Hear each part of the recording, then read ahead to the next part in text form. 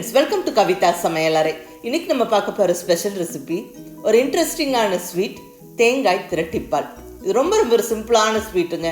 டக்குன்னு பண்ணிடலாம். ரொம்ப அருமையான டேஸ்டோடு இருக்கும். வாயில் வச்ச உடனே கரைஞ்சி போகிற மாதிரியான ஒரு அருமையான அல்வா. தேங்காய் தான் இதோட மெயினான இன்க்ரீடியன்ட். ரொம்ப நல்லா இருக்குங்க அந்த தேங்காய் வாசனையோட. இது ஒரு ஆரோக்கியமான ஸ்வீட்டும் கூட.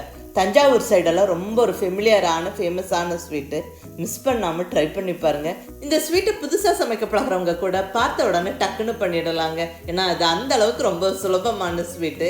தேவையான பொருட்களும் ரொம்ப பேசிக் இன்க்ரீடியன்ட்ஸ் தான், நம்ம வீட்டில் இருக்கிற பொருட்கள் தான். ஸோ பார்த்த உடனே டக்குன்னு செஞ்சு அசத்திடலாம். மிஸ் பண்ணாமல் ட்ரை பண்ணி பாருங்கள். இப்போ வாங்க அருமையான தேங்காய் திரட்டிப்பால் எப்படி பண்ணுறதுன்னு பார்க்கலாம்.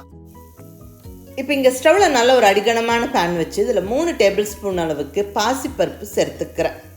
இந்த பாசிப்பருப்பை நல்லா வறுத்தெடுத்துக்கணும். அதாவது கொஞ்சம் செவந்து வாசனை வர வரைக்கும் வறுத்தெடுத்துக்கணும். ஸ்டவ்வை கண்டிப்பாக மீடியம் ஃப்ளேமில் வச்சுக்கிட்டு பொறுமையாக வறுத்தெடுங்க. கரிஞ்சிடக்கூடாது, செவந்து வாசனை வரணும்.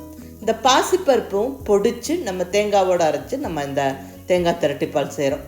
இது எதுக்காகனா அந்த அல்வா கொஞ்சம் திக்காக வரும். அதுக்கு வேண்டி ரொம்ப நல்லா டேஸ்ட்டும் இருக்குங்க. ஸோ நல்லா பொறுமையாக வறுத்து விடுங்க. பாருங்கள், அந்த பாசிப்பருப்பு கொஞ்சம் செவக்க ஸ்டார்ட் ஆகிடுச்சு.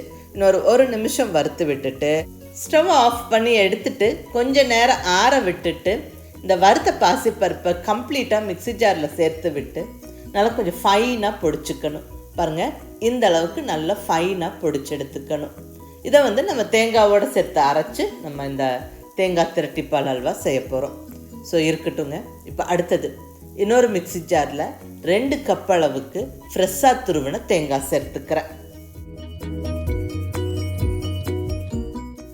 அடுத்ததாக நம்ம வறுத்து பொடிச்சு ரெடியாக வச்சுருக்கிற அந்த பாசிப்பருப்பு பொடியை கம்ப்ளீட்டாக சேர்த்துருவோம். கூடவே 1 டேபிள் ஸ்பூன் அளவுக்கு அரிசி மாவு. இது தேங்காய் திரட்டிப்பாலுக்கு ஒரு திக்னஸ் கொடுக்கறதுக்கு வேண்டி.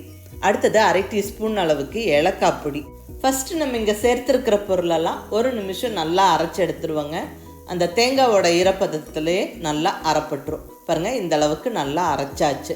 இப்போ இதில் இனிப்புக்காக பொடிச்ச வெல்லம் அல்லது நாட்டு சர்க்கரை. நான் இங்கே நாட்டு சர்க்கரை எடுத்திருக்கிறேன். 2 கப்பு தேங்காய் சேர்த்துருந்தோம். இதுக்கு 1 கப் அளவுக்கு நாட்டு சர்க்கரை. 3/4 கப்புலேருந்து 1 கப்பு வரைக்கும் சேர்த்துக்கலாம். தேங்காயும் இனிப்பாக இருக்கும்.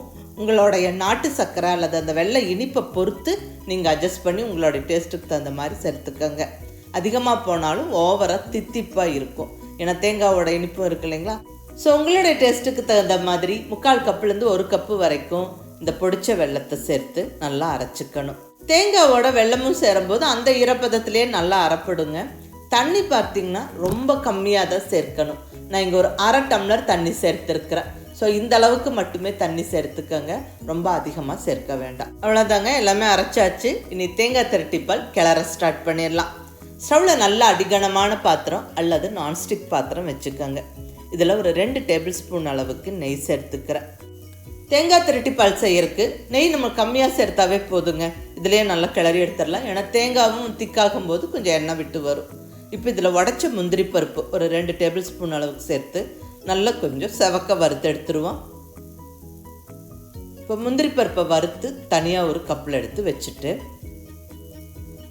அடுத்ததாக இதே நெய்யில் நம்ம அரைச்சி வச்சிருக்கிற அந்த தேங்காய் பேஸ்ட்டை கம்ப்ளீட்டாக சேர்த்துருவோம். இனி நம்ம கிளறி விட்டுக்கிட்டே இருக்கணும். அதாவது கொஞ்சம் திக்காகிற வரைக்கும், அல்வா பதம் வர வரைக்கும் நம்ம கிளறி விட்டுக்கிட்டே இருக்கணும்.